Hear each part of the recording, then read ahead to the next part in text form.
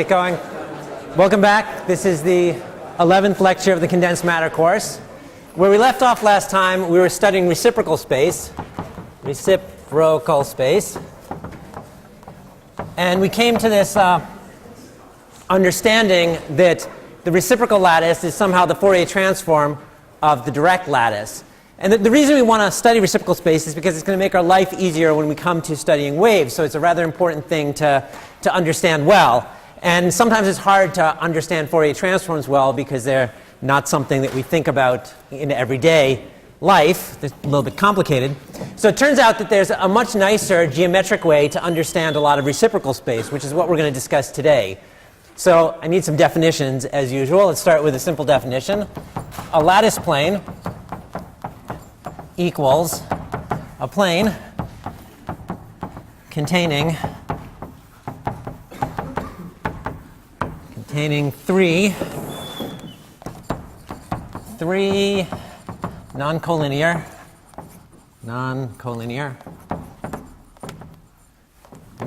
and therefore linear and therefore an infinite number and therefore for an infinity of lattice points. Okay, so a lattice plane is a plane containing three non-collinear and therefore an infinite number of lattice points. So here's some pictures of lattice planes. Here on the left we have a BCC lattice. There's a plane cutting through 3 points. Therefore, if you continue it out to infinity, it will cut through an infinity number of points. That's a lattice plane. On the right is a simple cubic lattice. There's a plane that cuts through 3 lattice points. If you continue it out to infinity, it cuts through an infinite number of lattice points. Another definition, a family of lattice planes.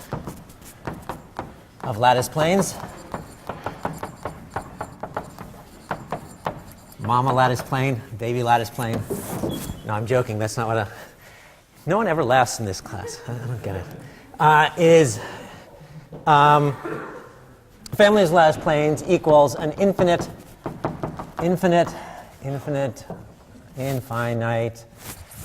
set of equal spaced lattice planes such that all lat points are included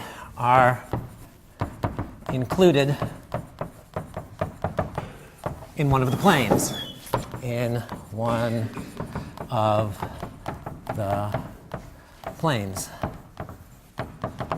Let me know if my writing starts getting to be too messy to read. So here's a simple cubic lattice and a couple of families of lattice planes. Each one of these is a lattice plane that cut through an infinite number of lattice points, and they're equally spaced, and they include every single point in the lattice when taken all together.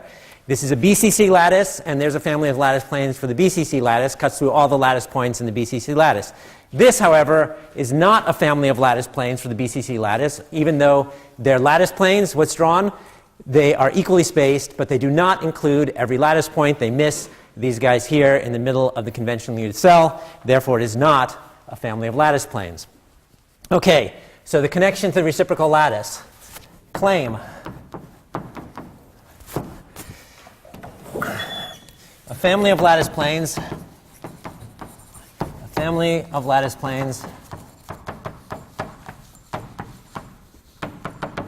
is perpendicular to a reciprocal lattice vector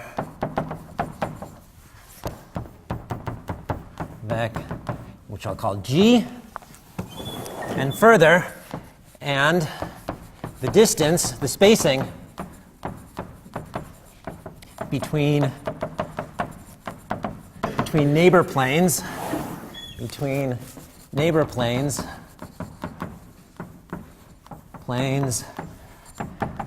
is d equals 2 pi over absolute g min, where g min equals shortest recip lattice vector lat vec in direction of G. Okay, this is an important statement. Every time we have a family of lattice planes, orthogonal to this family of lattice planes, there is a reciprocal lattice vector. And if you want to know the spacing between the lattice planes in the family of lattice planes, you find the shortest reciprocal lattice vector pointing in that direction. 2 pi over the absolute value of that shortest reciprocal lattice vector gives you the spacing between planes. Okay, this is a big statement. We haven't shown it. It's useful to actually prove this statement because actually in the proof there's a lot of important geometry that we're going to need in coming up in a moment. So let's go through the proof that this is true. So first of all, so this is just a proof by geometry. So a little bit of geometry that you probably remember. First of all, let's define a plane. Pick our vector g. G dot point x equals a constant c. Defines a plane. Defines a plane of points x. Perpendicular to G, where, okay, let me actually draw this over here. So here's the point 0, here's the vector G, here's the plane perpendicular to G, which we're calling x. This is the plane of points x. And the distance from 0 to the plane x, let's call that distance x min, here, where x min, the minimum distance to the plane, equals c over absolute g. Okay, does that geometry look familiar from before? Does it look reasonable? Yeah? So the x min here is c over absolute g if we're defining the plane by g dot x equals c. Okay, so that's how we're going to define a plane. Now we're going to define a set of planes. We define by e to the I g dot x equals 1. So why does that define a set of planes? Well, e to the I g dot x equals 1 is the same thing as saying g dot x equals 2 pi m, where m is an integer. M is an element of integers, right?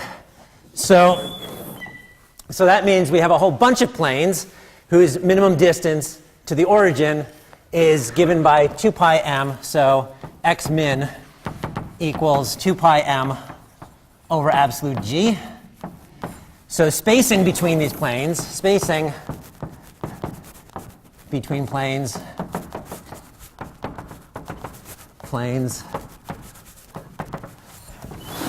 d is 2 pi over absolute g.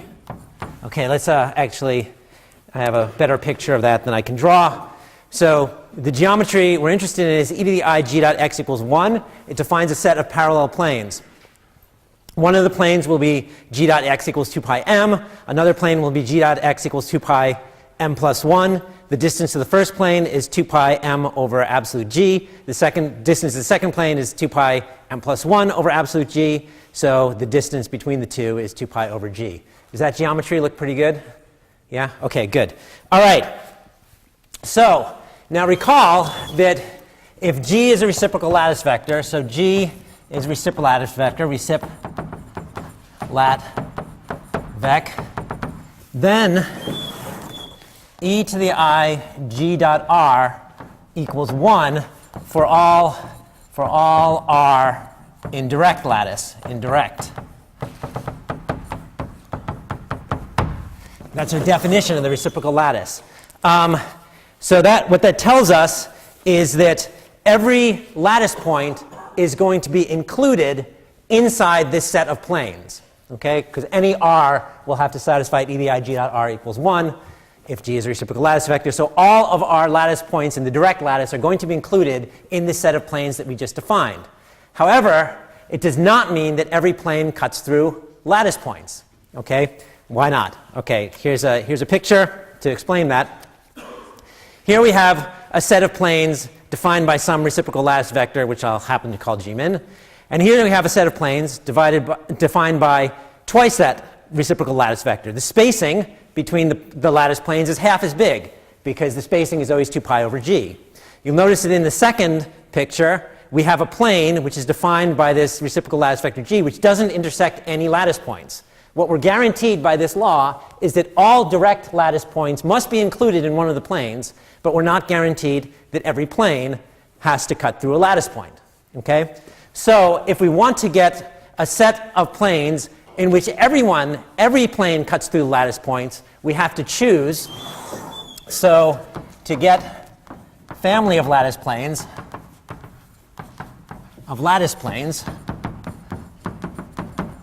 and to be a lattice plane, it has to cut through a lattice point. So if we want a set of planes where every plane cuts through a lattice point, we must choose Gmin, the shortest reciprocal lattice vector in that given direction. If it was not the minimum reciprocal lattice vector in that direction, you could make it smaller, cut it in half, for example, and get something which has fewer planes, and yet all of the lattice points should still be included. So you should take the minimum reciprocal lattice vector so that you get enough planes. You're guaranteed that all your lattice points in the direct lattice will be included in those planes, but you don't get any extra. Okay? Good. All right, so that's the proof of that rather important theorem. Now it's useful to actually come up with some way to describe these reciprocal lattice planes or these family of lattice planes or these reciprocal lattice vectors. And this is a type of notation that we will use very frequently, known as Miller indices, for describing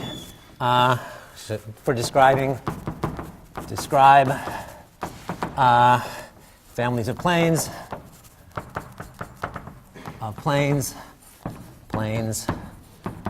or vectors in reciprocal space, vectors in recip space. And the idea of a Miller index is that you write in parentheses HKL to mean, actually maybe I'll, before I do that, I'll write, we describe families of planes or vectors in reciprocal space in terms of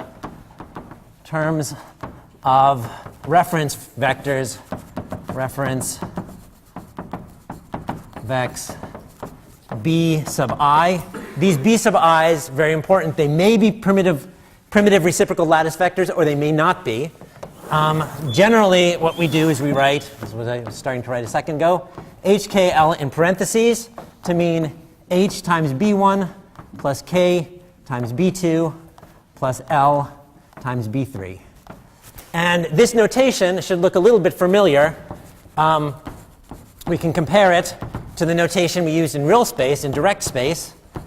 Direct space, we use the notation U, V, W to mean U times A1 plus V times A2 plus W times A3.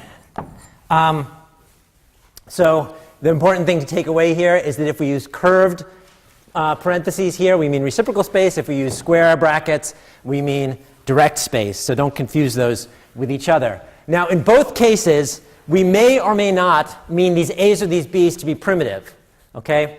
That's very important because a lot of the questions that come up on exams exactly reference this subtlety, that sometimes you work with primitive reciprocal lattice vectors or primitive lattice vectors, and sometimes you don't. Why don't you sometimes? Because sometimes the primitive lattice vectors or primitive reciprocal lattice vectors are at ugly angles, and if you choose to use a conventional unit cell rather than primitive unit cell, you can use orthogonal vectors rather than using things at weird angles. So if you can use orthogonal, you usually do, even if it means you're not using primitive lattice vectors. Okay? So let's be careful here, being careful about our definitions. The rules kind of go like this. First, choose direct real space vectors, direct space vectors A sub I. It's going to be these things, which may or may not be primitive. I'll even write that down. May or may not be PLVs. PLVs. Now for us, you'll remember we had this rule that we're not going to be responsible for lattices in 3 dimensions where the axes are not orthogonal. Okay? For us in 3D, we always choose orthogonal A's. Okay? Sometimes in 2D they'll ask a question where they're not orthogonal, but in 3D we always choose orthogonal A's. That means for simple cubic, these are primitive lattice vectors, PLVs, but for FCC and BCC, these are not PLVs.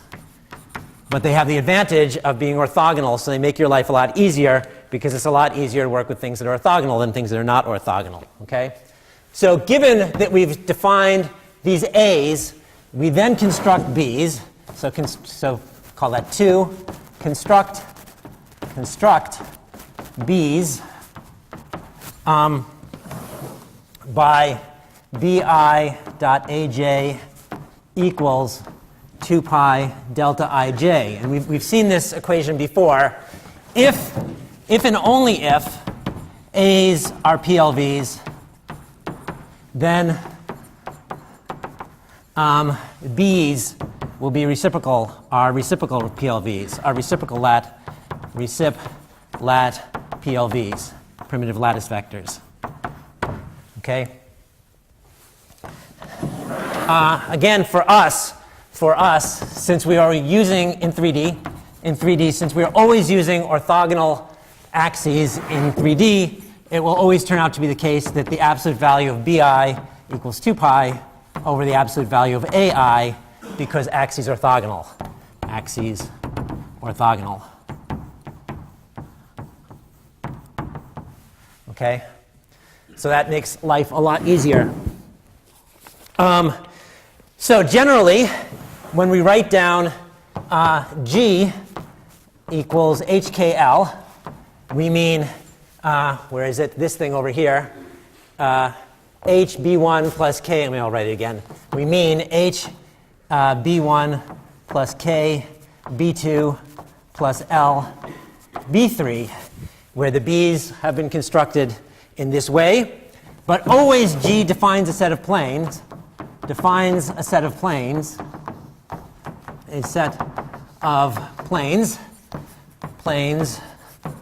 via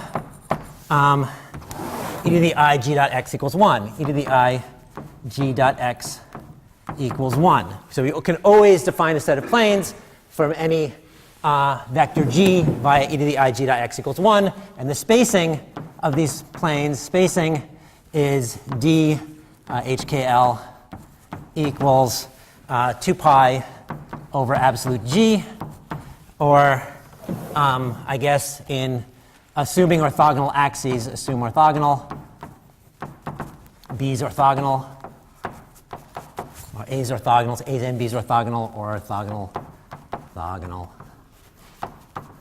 Then we can write that as 2 pi over absolute value of h squared absolute b1 squared plus k squared absolute b2 squared plus L squared absolute B3 squared. Okay. And for cubic lattice, for cubic, where A1, A2, and A3 are the same length and orthogonal to each other, therefore B1, B2, B3 are the same length and are orthogonal to each other, the spacing D HKL is A, the length of the conventional unit cell in direct space over h squared plus k squared plus L squared. Okay? And maybe I'll note this one more time. If the A's are PLVs, then the B's are PLVs, then B's PLVs. Did I write that above? B's PLVs. And that means that HKL is a reciprocal lattice vector, recip lat vec. But it's not always the case if the A's are not PLVs to start with. Okay? All right. So supposing someone hands you a set of planes and asks you for the Miller indices, that sounds like it might be hard to figure out, but in fact, there's an easy way to figure out geometrically what the Miller indices are for a set of planes. And this is known as the method of intercept. Method of intercepts.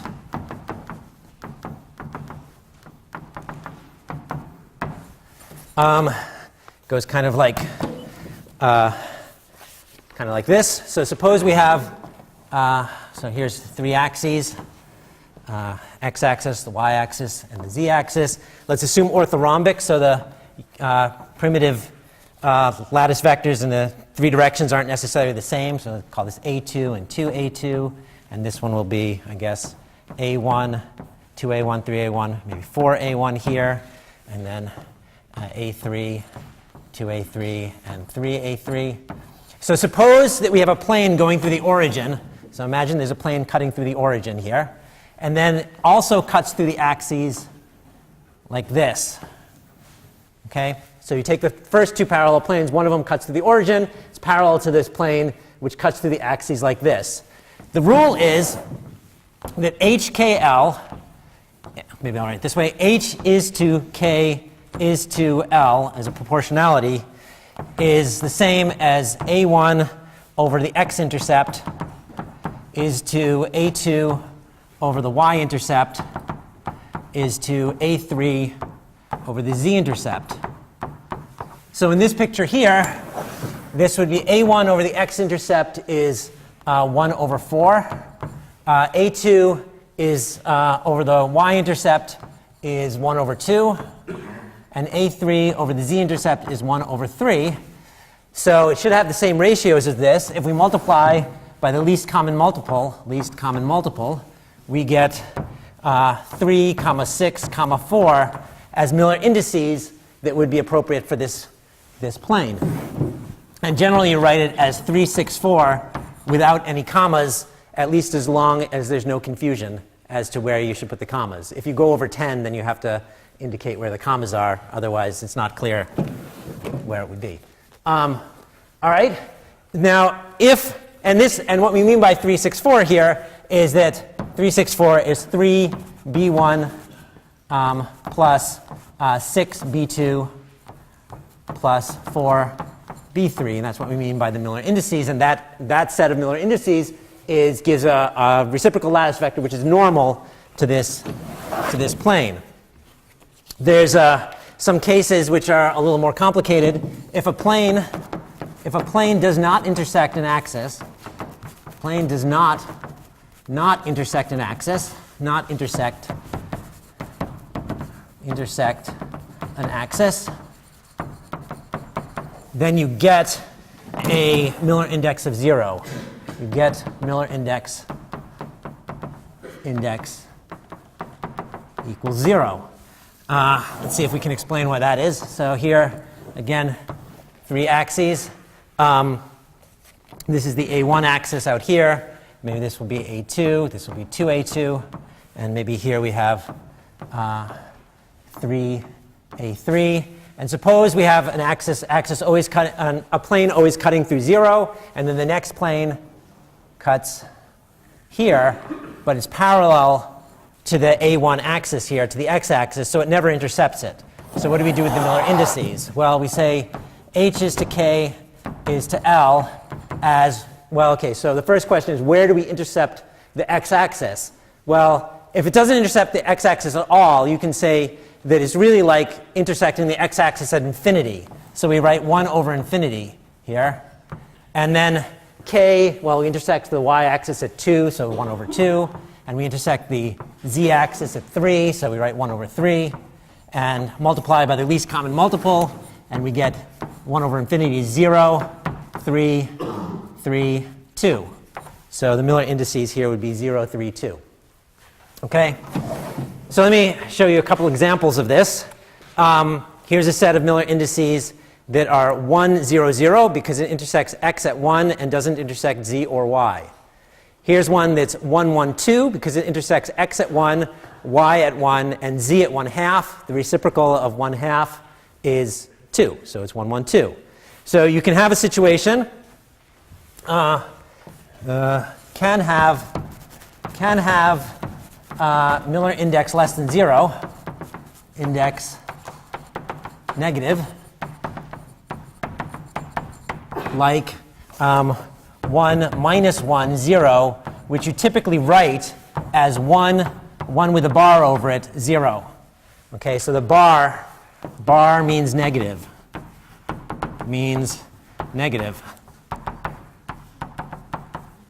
That's just the notation that's conventionally used. Now, okay, so here is a great big apology for the uncoordination of our community. So depending on which side of the ocean you come from, the way you say this out loud is different. If you're from the United States, you say 1, 1 bar 0. If you're from England, you say 1 bar 1, 0. I don't know why. It makes things incredibly confusing. When it's written, it's totally unambiguous. The bar on top means negative. But when you say it out loud, it's totally confusing and no one knows what you mean. So I recommend just writing it down and then everyone knows what you're talking about. Okay, let me show you an example where we have a negative Miller index. So this plane here, actually maybe it's not so clear, but it's you're supposed to sort of be able to extrapolate down with your eyes and see that this plane sort of starts up here and goes down and it would intersect the z-axis at minus 1/2. And so its intercepts are 1, 1, minus 1/2, so its Miller indices are 1, 1, 2 with the bar over it. Negative 2. Okay? So here's a whole bunch of different Miller indices for bunches of different planes. 0, 0, 1, 1, 0, 0, 0, 1, 0, 1, 0, 1, so forth and so on.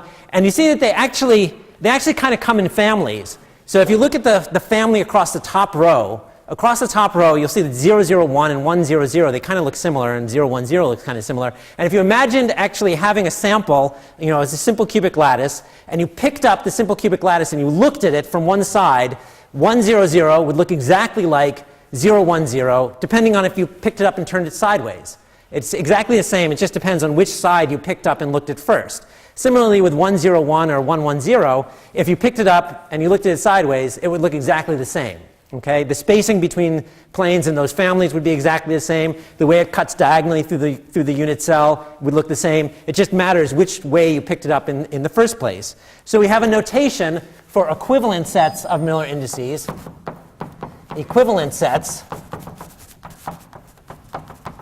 of Miller indices,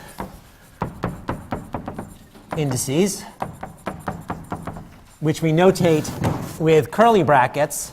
Okay, that was a terrible curly bracket. Like that, HKL, which means equivalent sets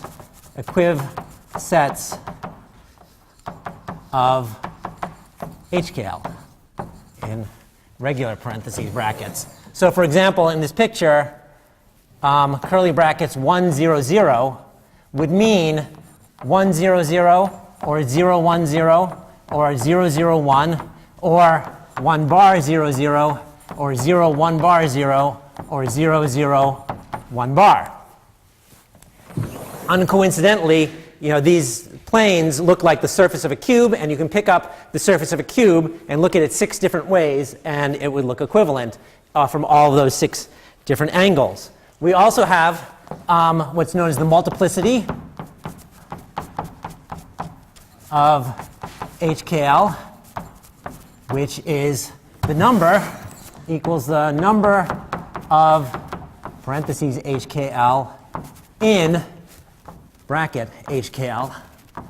So in this case, we would have multiplicity of 1, 0, 0 is 6, because it includes all those 6 different sets of Miller indices that I wrote down. Okay? So, for the first candy bar of the day, what is the multiplicity of 1, 2, 3? No. Well, 6. No. What was it? Someone said something? 48. Yeah. Who said that? 48. This one's yours. Very good. I can't throw it that far. 48. The answer is 48. So let's see why the multiplicity of this is 48. First of all, 1, 2, and 3 can be in any order. So that's 3 factorial gives you 6. 1, 2, 3, 1, 3, 2, 2, 3, 1, 2, 1, 3, 3, 1, 2, 3, 2, 1. 6 possible ways of ordering them. But then in addition, any one of those numbers can have a bar over it or not. So if this one has 2 possibilities, this has 2 possibilities, this has 2 possibilities. That makes 8 possibilities. So it's 8 times 6 gives you 48. Okay? So multiplicity of 1, 2, 3 equals 48. Which is kind of interesting. It means if you have the family of lattice planes associated with the 1, 2, 3 Miller indices, you can pick up a simple cubic lattice and look at it from 48 different directions and have lattice planes with exactly the same spacings looking at you. Okay? Sort of surprising, but that's true. Okay, so now why is it we care so much about these lattice planes, besides the fact that they're going to tell us a lot about reciprocal space, and we're interested in waves, and waves, reciprocal space is a language of waves. Well, one reason we might be interested in these families of lattice planes and reciprocal space is because they actually tell you a lot about the macroscopic structure of the crystal. It's kind of interesting that all of this information about lattice planes and reciprocal lattices, this was all worked out in the middle of the 1800s before people even knew that there was such thing as atoms. And the way it was worked out is because people knew that minerals, nice crystalline minerals, broke, and so they fractured only along certain axes. And that enabled them to deduce all of this information. So for example, with a simple cubic lattice, you'll discover, or any type of cubic lattice, that the lattice will break, the material will break along simple sets of Miller indices. So like the 1, 0, 0 face here, or the 0, 1, 0 face here, is where the material will break most easily. This is a law. It's not a hard and fast law, but it's a very, very good rule of thumb by Bravais, known as Bravais' law, the same guy who worked out all the lattices. And it actually tells you that when you take a cubic crystal and you break it, you get only the 1, 0, 0 faces. Occasionally you'll get the 1, 1, 0 faces, and even less occasionally you'll get 1, 1, 2. So here's a picture of sodium chloride, which is a cubic crystal. It's actually FCC crystal. And it breaks almost exclusively along the 1, 0, 0 lattice planes. You can see that these breaks are entirely at 90 degrees. Quartz, okay, we don't study quartz this year. It's just a very nice picture, so I put it in there. We don't study it this year because the axes are not orthogonal to each other. It's a trigonal crystal. But the axes very clearly, the faces are very clearly at very fixed angles to each other, which are dictated by how the lattice planes are arranged. Okay, so I'm going to emphasize this one fact one more time because it shows up on exams so frequently. So this is important fact. If A's are PLVs, then if and only if A's are PLVs, then B's are PLVs. I think I've written this down 3 times today. Then B's are PLV, maybe reciprocal PLVs. For example, this is true for simple cubic, which means any HKL is HB1 plus K B2. This is the definition of HKL, B3. So any of these is a reciplattice vector. Reciplat vec, because integer sums of primitive lattice vectors give you an element of the lattice. If we want a family of lattice planes of planes, we should be shortest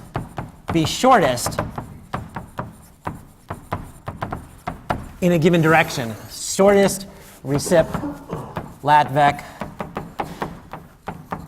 in a given direction.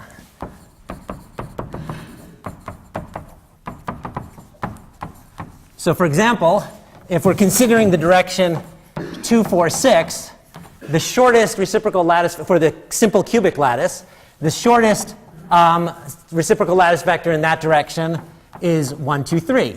So you divide by greatest common divisor. So if you want to describe a set of lattice planes, you should always choose the reciprocal lattice vector, which is shortest in that given direction. However,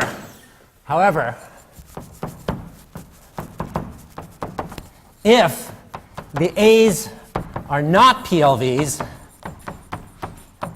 then the B's are not PLVs, not recip PLVs, which means that not all HKL are recip lattice vectors,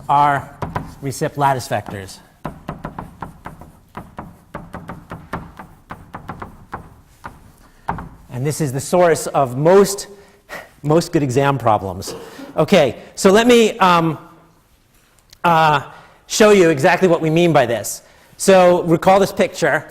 The family of lattice planes I've drawn in this picture here is the 1, 0, 0 family of lattice planes, and G, the minimum reciprocal lattice vector in that direction, is in fact 1, 0, 0. This is simple cubic lattice, so this is definitely a family of lattice planes and a reciprocal lattice vector. Now, twice that, 2, 0, 0, is a reciprocal lattice vector, but it's not a family of lattice planes because you have extra planes. You have a plane that doesn't cut through any lattice points, half the spacing of planes. So it's not a family of lattice planes, but it is a reciprocal lattice vector. Now let's think about what happens when we go to either a BCC or an FCC lattice. With a BCC and an FCC lattice, we're still going to use the same 3 orthogonal A's. We're going to choose to use the conventional unit cell to define our A's, just like we did with a simple cubic lattice. And we're doing this, they're not primitive lattice vectors, and that's a problem, but we're doing it because we want to keep everything orthogonal, and life is just a lot easier if you keep everything orthogonal. Okay, so here's a picture with a bunch of Miller indices and a bunch of lattice planes drawn for the simple cubic lattice. Here's the 1, 0, 0 set of lattice planes, just like I drew before. Now in the BCC case, if you added one more point in the center of that unit cell, in the center of that conventional unit cell, it would not be intersected by the 1, 0, 0 set of planes. It is intersected by the 2, 0, 0 set of planes. So 2, 0, 0 is a correct family of lattice planes for BCC.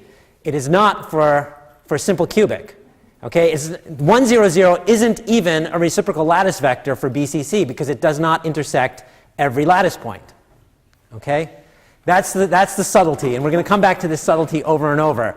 For a BCC, you have to choose Miller indices to make sure that every one of your lattice points is included in one of those planes. Same for FCC. And the reason this is a problem is because we're using lattice vectors A, which are not the primitive lattice vectors. We're using orthogonal vectors because orthogonal makes your life easier, believe it or not.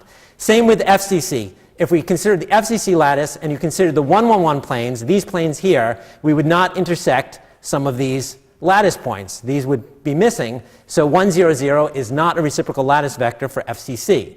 2, 0, 0 is. Okay? Similarly, well, we can look at 1, 1, 1 here. So 1, 1, 1 is a perfectly good a family of lattice planes for simple cubic. It would not be a family of lattice planes for BCC because it would miss the point in the center of the unit cell, but actually it is a family of lattice planes for FCC because it just happens to catch all of those points in the center of the faces. Okay? Now later on we're actually going to derive a condition which will tell us when we have Miller indices which are a family of lattice planes for a particular lattice, but it's important to realize not every set of Miller indices will give you a reciprocal lattice vector or a family of lattice planes for BCC and FCC lattice. And the origin of this problem is we're not using primitive lattice vectors to describe our conventional unit cell. We're using the edges of the conventional unit cell. Okay, is that clear? Have I warned you enough? All right, good. All right, so that's everything we have to say about reciprocal space. And now we can get on to some applications of reciprocal space. And perhaps the most important application we're going to run into is scattering experiments. Scattering experiments, which will be the subject of the rest of this lecture and probably much of the next 2 lectures. So the general scattering experiment starts with a sample. You send in some wave with wave vector k. Some of it goes through unscattered, comes out at wave vector k, and some of it comes out at wave vector k prime.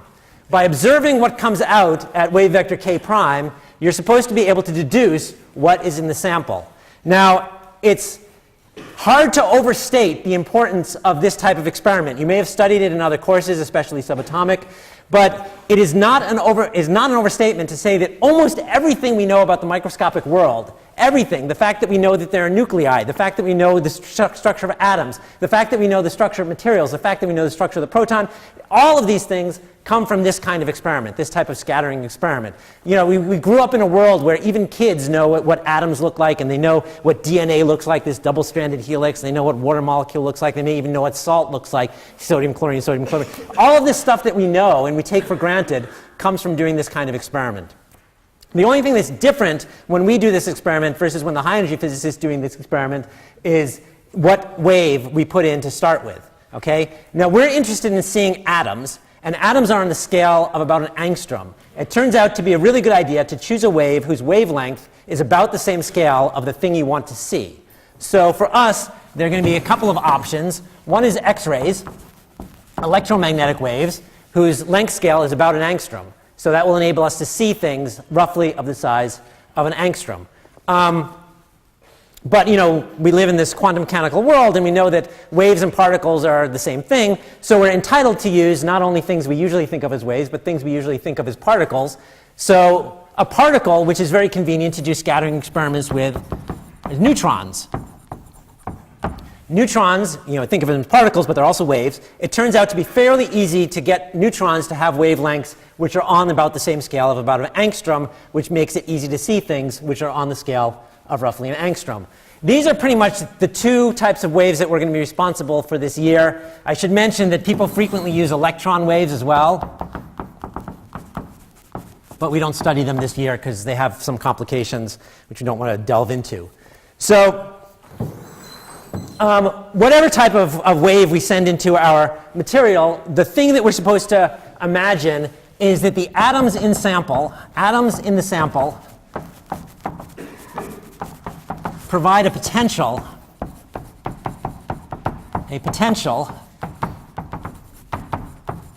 V of r that scatters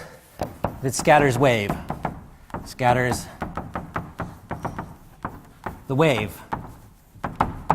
And our objective is actually a bit of an inverse problem, where instead of trying to calculate what does the potential do to the wave, much more frequently we're told what the wave has done. We've measured what the wave has done, and we're trying to deduce the potential. The potential is going to tell us where the atoms are in the material, and we're trying to deduce that from observing what physically came out of our sample. Now, just a little bit of a caveat. It's easy to think about a potential for neutrons. A neutron moves around, it feels some potential as it moves around. It's a little bit less natural to think about a potential for X-rays, which are electromagnetic waves. You can, if you want, you can kind of think of it as a potential for photons, but much more appropriate is you really should be thinking of it as spatially dependent optical index or spatially dependent dielectric constant. But you won't go too far wrong to think about it as just a potential for particles as a particle move through your material.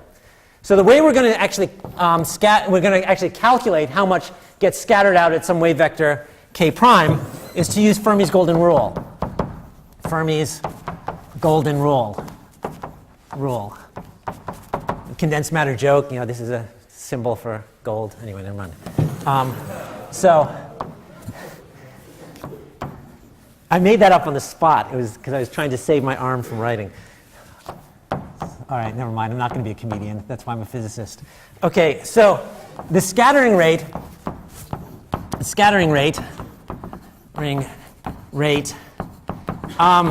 from k to k prime is given by, you'll probably seen Fermi's golden rule, 2 pi over h bar.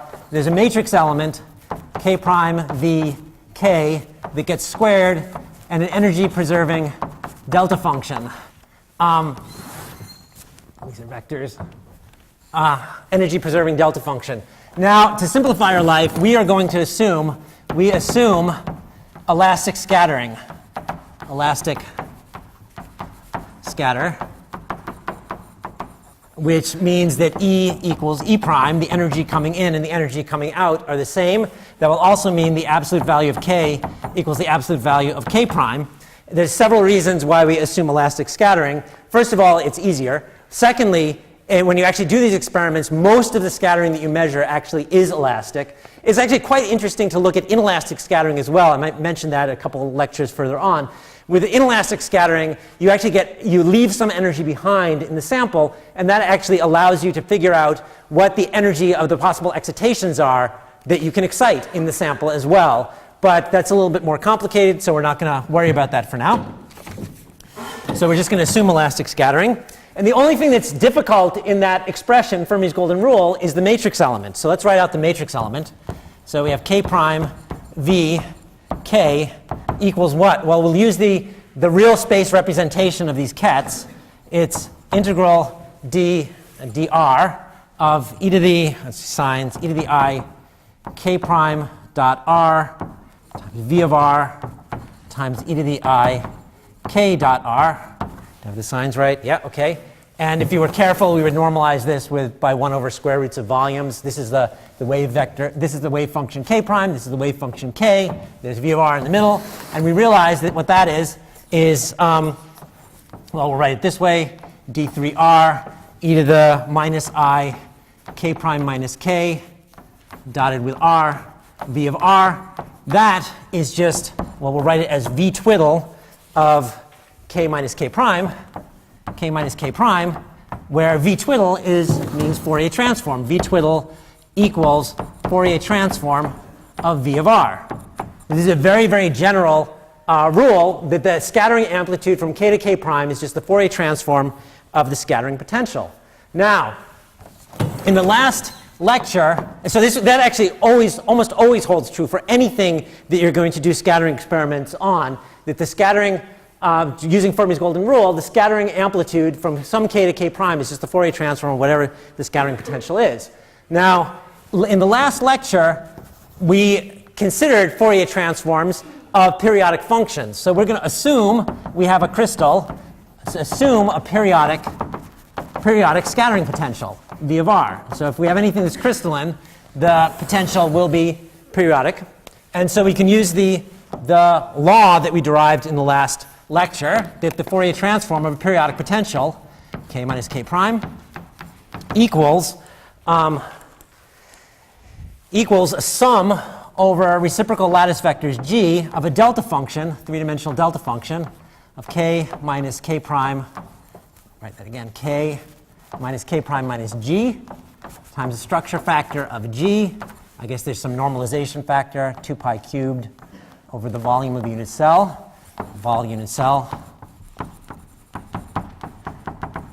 And the structure factor here, S of G, running out of space, S of G equals the integral is equal to the Fourier transform within a unit cell, integral d3r e to the I g dot r of v of r.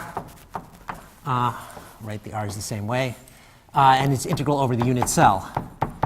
Okay, a couple of important, so this is a law that we derived last time. And a couple of important facts about this law that we mentioned last time. First of all, the Fourier transform of this periodic function is 0 unless we're looking at values of k which are elements of the reciprocal lattice vector. So, point 1, scattering is 0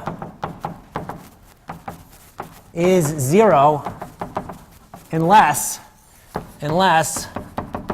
k minus k prime is a reciprocal lattice vector G. This is important. Put a box around it. This is known as the Laue condition, after Max von Laue, who won a Nobel Prize for discovering this in X-ray scattering. His Nobel Prize was actually exactly 100 years ago now. And then there's this complication about whether it should be called the Laue condition or the von Laue condition, because he was born Max Laue, but then his father was elevated to noblehood much later, and he took the name von Laue. But when he discovered this, his name was still Laue, so it's usually called the Laue condition, not the von Laue condition. But other people will disagree. So anyway, it's either the Laue condition or the von Laue condition. But we've seen this thing before. What this is conservation of crystal momentum. you only scatter if you can conserve crystal momentum. Right? If k minus k prime is a reciprocal lattice vector, that conserves crystal momentum. It doesn't change the crystal momentum of the wave. The second important fact that we're going to use later is that the intensity of scatter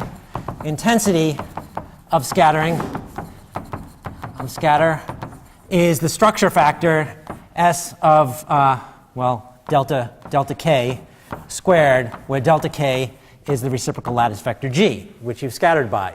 Okay?